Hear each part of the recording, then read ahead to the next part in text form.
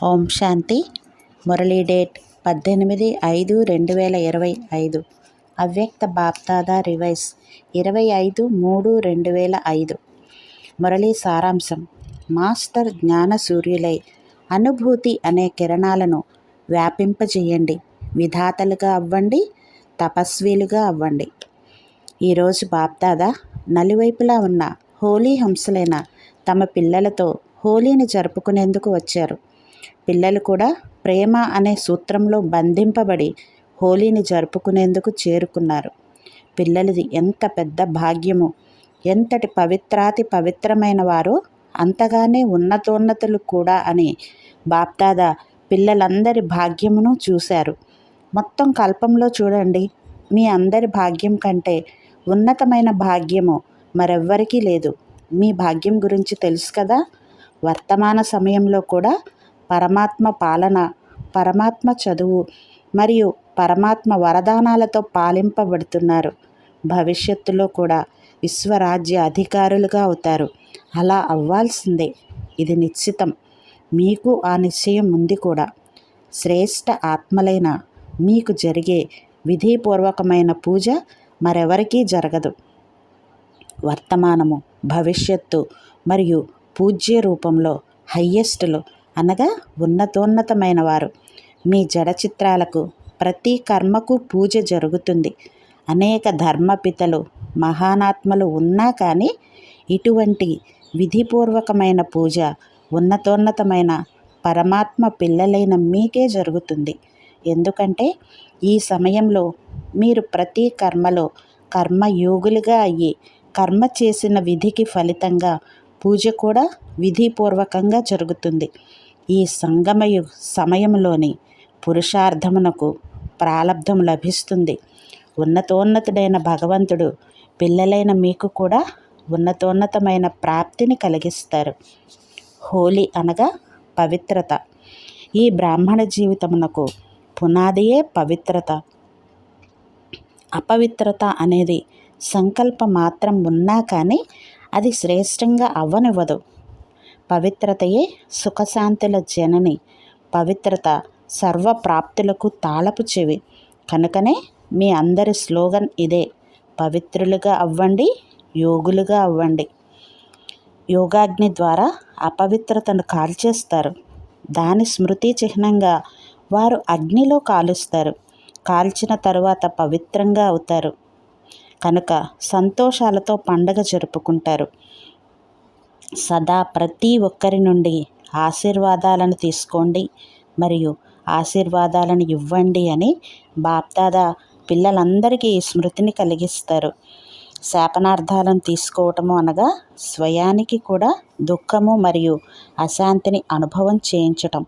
కనుక ఇప్పుడు పిల్లలందరూ ఆశీర్వాదాలను తీసుకోవాలి మరియు ఆశీర్వాదాలను ఇవ్వాలి అన్నదానిని నేర్చుకున్నారు కదా. నేర్చుకున్నారా అని బాప్దాదా అడుగుతున్నారు. ప్రతిజ్ఞ మరియు దృఢతతో ప్రతిజ్ఞ చేయండి.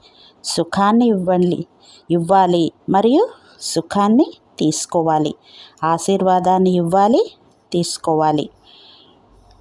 దృఢత అనేది సఫలతకు తాళం చెవి. నేను చెయ్యాల్సిందే, తయారవ్వాల్సిందే, జరగాల్సిందే, జరిగే ఉంది అన్నదానిని ఇమర్జ్ చేసుకోండి. వీరినే నిశ్చయ బుద్ధి విజయంతి అని అంటారు. కంబైన్డ్ రూపంలో ఉండండి. బాప్దాదా పిల్లలు ప్రతి ఒక్కరికి ప్రతి సమయంలో సహయోగులుగా ఉంటారు. శివయ్య పరంధామం నుండి ఎందుకు వచ్చారు? ఎందుకోసం వచ్చారు? పిల్లలకు సహయోగిగా అయ్యేందుకు వచ్చారు. మరి బాప్దాదా సహయోగమును ఇచ్చేందుకు ఆఫర్ చేస్తున్నప్పుడు ఒంటరి వారిగా ఎందుకు అవుతారు? ఎందుకు శ్రమ పడతారు? ప్రేమలో ఉండండి, లవ్లో లీనమై ఉండండి. ప్రేమ కష్టము నుండి విముక్తి చేస్తుంది.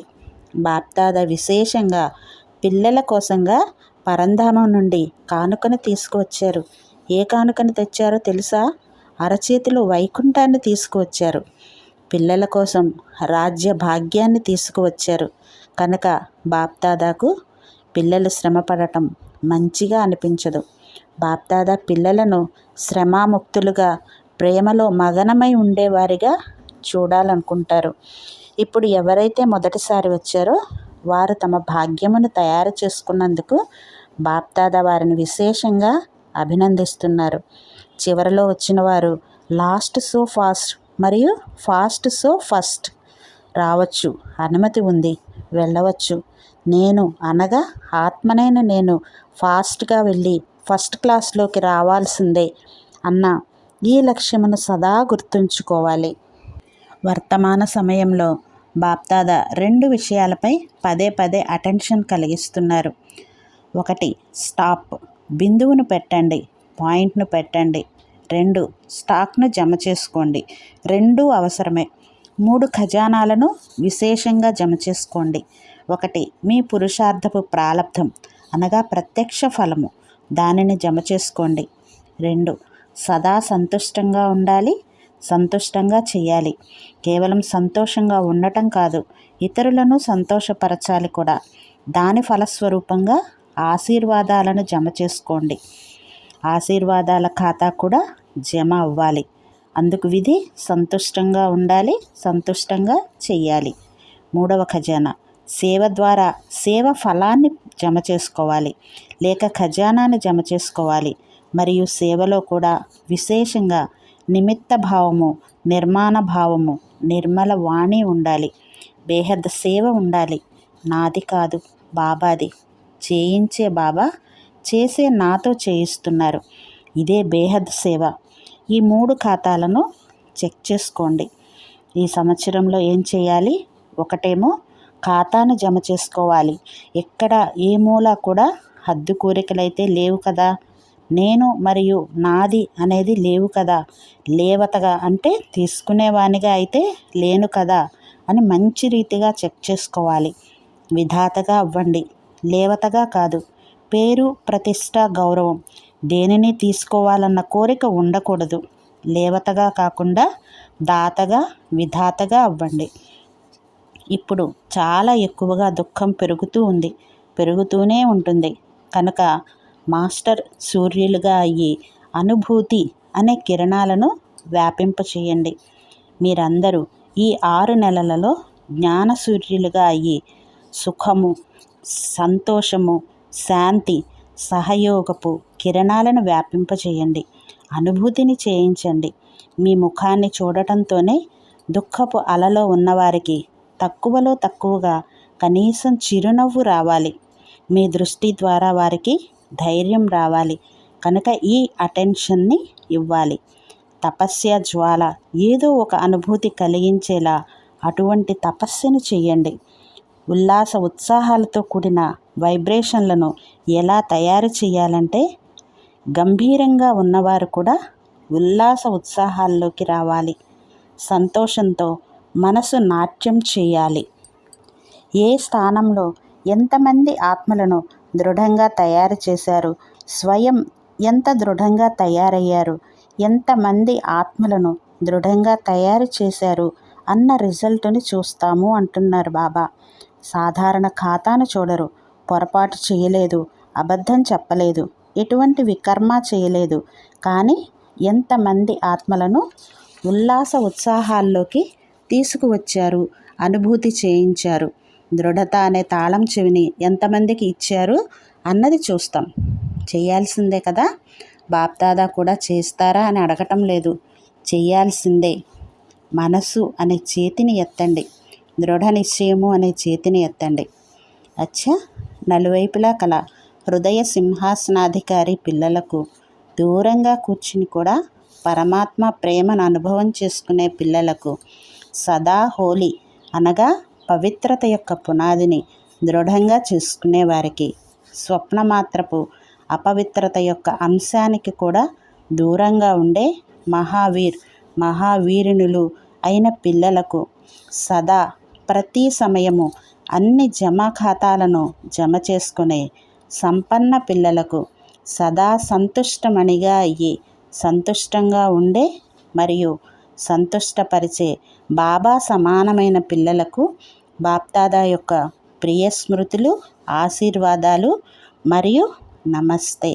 हम रूहानी बच्चों की रूहानी बाप दादा को याद प्यार गुड मॉर्निंग ఔర్ నమస్తే. వరదానం. నాలెడ్జ్ఫుల్ స్థితి ద్వారా పరిస్థితులను దాటివేసే అంగద సమానమైన అచల్ అడోల్ భవ. రావణ రాజ్యానికి చెందిన ఏ పరిస్థితులు కానీ లేక వ్యక్తి కానీ ఏ కాస్త కూడా సంకల్ప రూపంలో కూడా కదిలించజాలకూడదు. అటువంటి అచల్ అడోల్ భవ అన్న వరదాని భవులుగా అవ్వండి. ఎందుకంటే ఏ విఘ్నమైనా పడేసేందుకు కాకుండా దృఢంగా తయారు చేసేందుకు వస్తుంది. నాలెడ్జ్ఫుల్ ఆత్మలు ఎప్పుడూ పరీక్షను చూసి అయోమయం చెందరు. మాయ ఏ రూపంలోనైనా రాగలదు. కానీ మీరు యోగాగ్నిని వెలిగించినట్లయితే, నాలెడ్జ్ఫుల్ స్థితిలో ఉన్నట్లయితే అప్పుడు అన్ని విఘ్నాలు స్వతహాగానే సమాప్తమైపోతాయి మరియు మీరు అచల్ అడోల్ స్థితిలో ఉంటారు. స్లోగన్. శుద్ధ సంకల్పాల ఖజానా జమ అయి ఉన్నట్లయితే వ్యర్థ సంకల్పాలలో సమయము గడిచిపోదు. ఓం శాంతి.